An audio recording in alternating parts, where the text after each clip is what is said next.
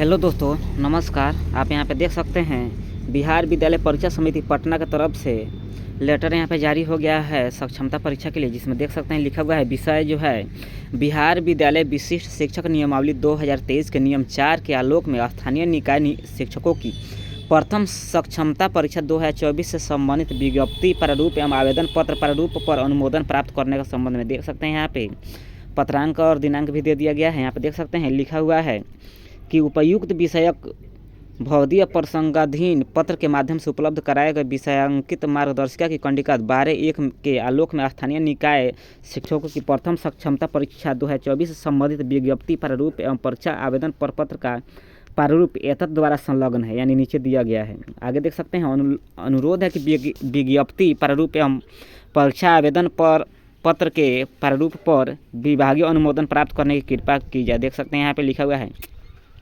बिहार विद्यालय परीक्षा समिति पटना बिहार विद्यालय विशिष्ट शिक्षक नियमावली 2023 के नियम 4 के परिप्रेक्ष्य में स्थानीय निकाय के शिक्षकों की सक्षमता परीक्षा 2024 के आयोजन एवं उक्त परीक्षा में सम्मिलित होने हेतु आवेदन पत्र भरे जाने के संबंध में आवश्यक सूचना यहाँ पे देख सकते हैं लिखा हुआ है बिहार विद्यालय विशिष्ट शिक्षक नियमावली 2023 के नियम 4 के आलोक में राज्य में कार्यरत स्थानीय निकाय शिक्षकों की सक्षमता परीक्षा ली जाती है। इस नियमावली के तहत स्थानीय निकाय द्वारा नियुक्त सभी शिक्षकों को सक्षमता परीक्षा उत्तीर्ण करना आवश्यक है तथा सक्षमता परीक्षा उत्तीर्ण होने एवं ऐसी सक्षमता परीक्षा के उपरांत आवंटित विद्यालय में योगदान के पश्चात वे विशिष्ट शिक्षक कहलाएंगे।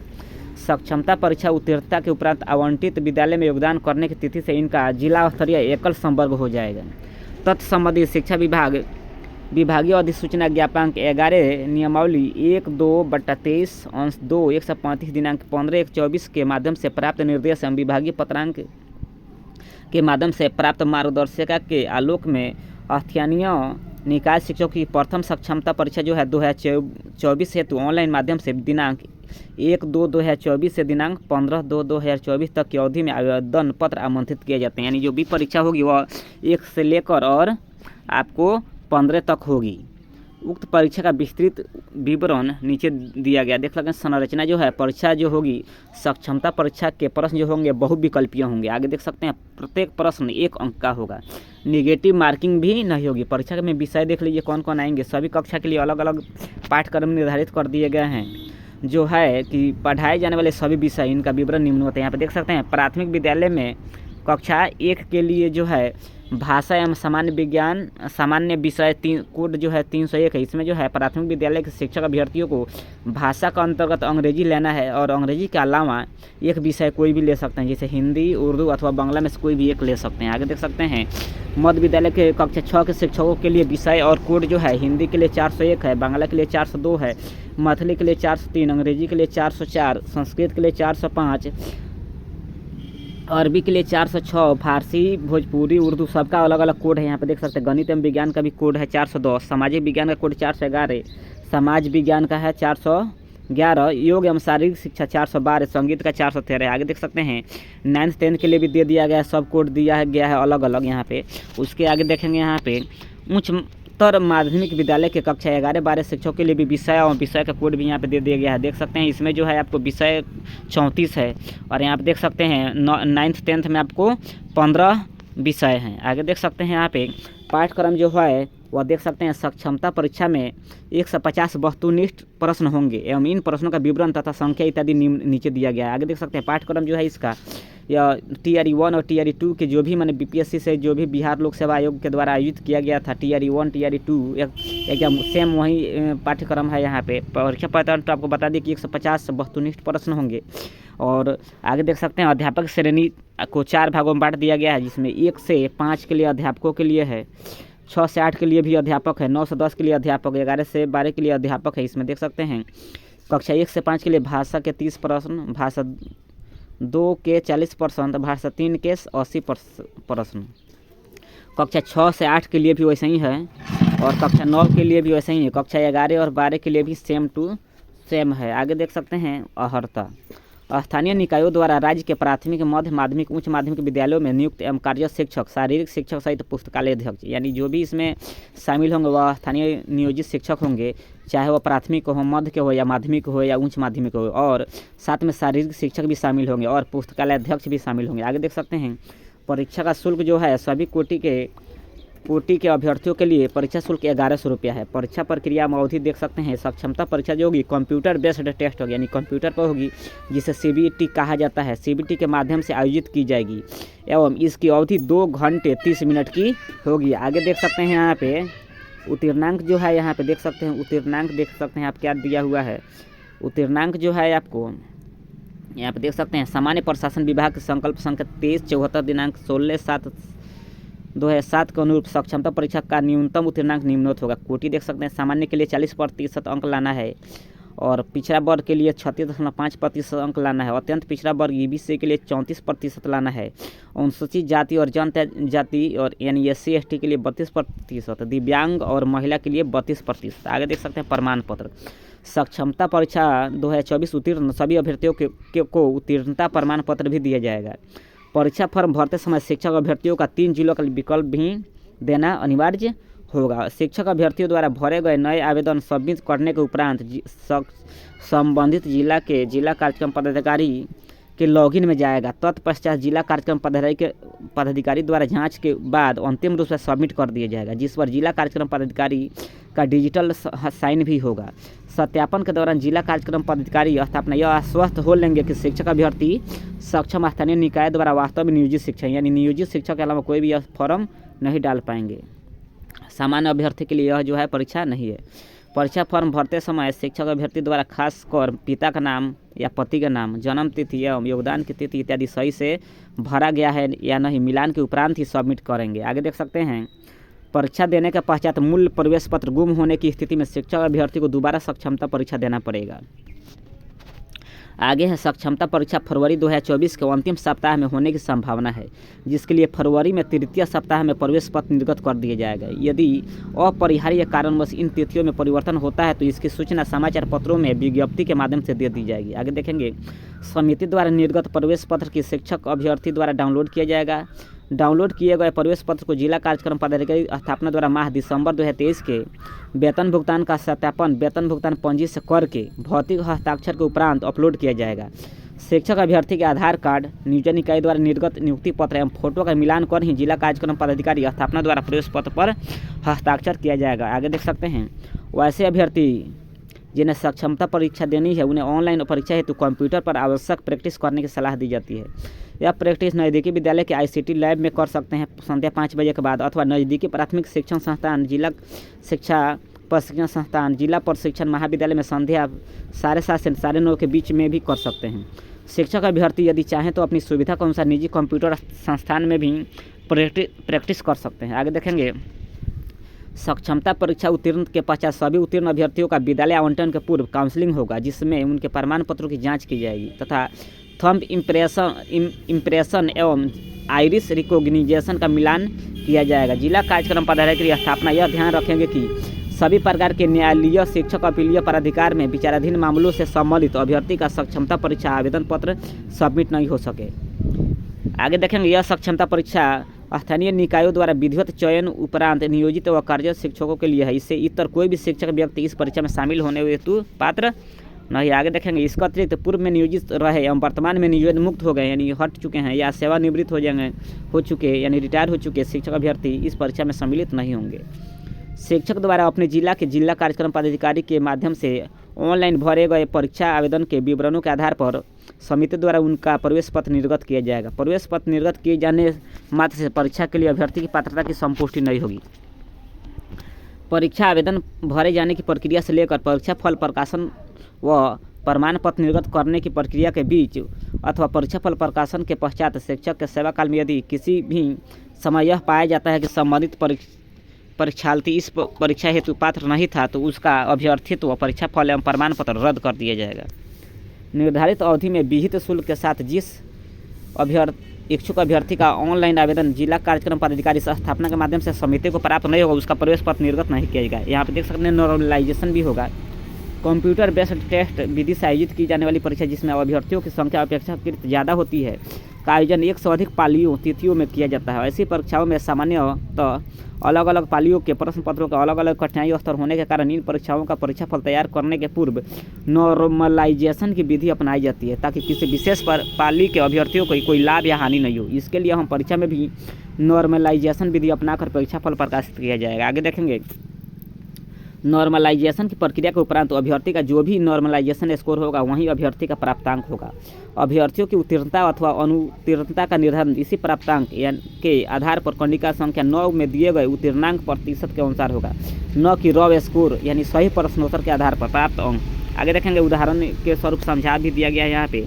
किसी सामान्य अभ्यर्थी के 150 अंकों की परीक्षा में रॉ स्कोर 61 है तथा नॉर्मलाइजेशन प्रक्रिया के उपरांत उसका नॉर्मलाइजेशन 59.10 आता है, तो निर्धारित उत्तीर्णांक 150 का 40% यानी 60 प्राप्त नहीं करने के कारण अभ्यर्थी का रिजल्ट अनुत्तीर्ण घोषित होगा।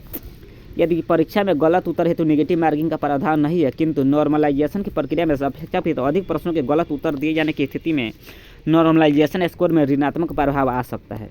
आगे देखेंगे, ऑनलाइन परीक्षा आवेदन पत्र भरने एवं परीक्षा शुल्क जमा करने की तिथि। उक्त परीक्षा में सम्मिलित होने हेतु केवल यथा कंडिका 6 के अनुरूप निर्धारित अर्हता रखने वाले अभ्यर्थियों से सिर्फ ऑनलाइन के माध्यम से परीक्षा आवेदन पत्र एवं परीक्षा शुल्क दिनांक 1/2/2024 से दिनांक 15/2/2024 तक स्वीकार किए जाएंगे।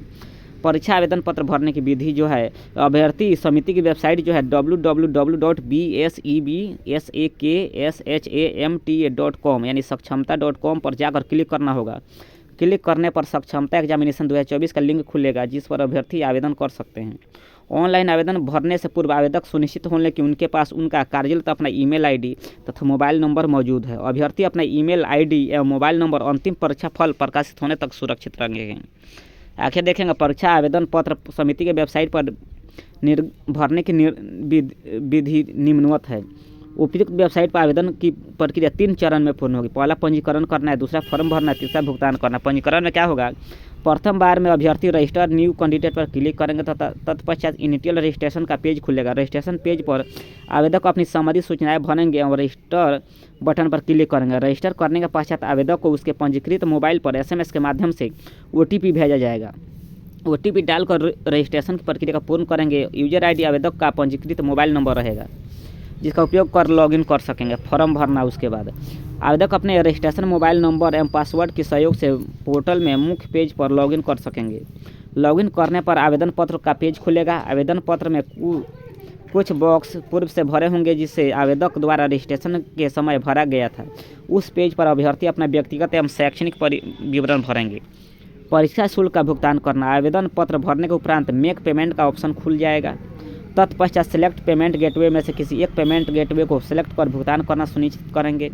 परीक्षा शुल्क का भुगतान debit card, credit card, net banking, UPI के माध्यम से करने की अनुमति होगी। इसके अलावा अन्य कोई माध्यम से परीक्षा शुल्क के भुगतान जो है वह स्वीकार नहीं होगा। अपलोड रंगीन फोटोग्राफ एवं हस्ताक्षर, अभ्यर्थी के फोटोग्राफ का स्कैन किया हुआ साइज 20 KB से 100 KB के बीच होना चाहिए तथा आयाम जो है 3.5 cm से 4.5 cm होना चाहिए एवं हस्ताक्षर का स्कैन किया हुआ साइज 10 KB से 50 KB तक होना चाहिए। रंगीन फोटोग्राफ हाल का होना चाहिए एवं फोटोग्राफ का बैकग्राउंड जो है सफ़ेद अथवा हल्के रंग का होना चाहिए एवं कैमरे के सामने का खींचा हुआ होना चाहिए।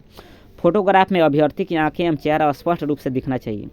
फोटो खिंचवाने के समय सिर पर टोपी या कोई कपड़ा या काला चश्मा स्वीकार्य नहीं है। प्रमाण पत्रों का अपलोड करना,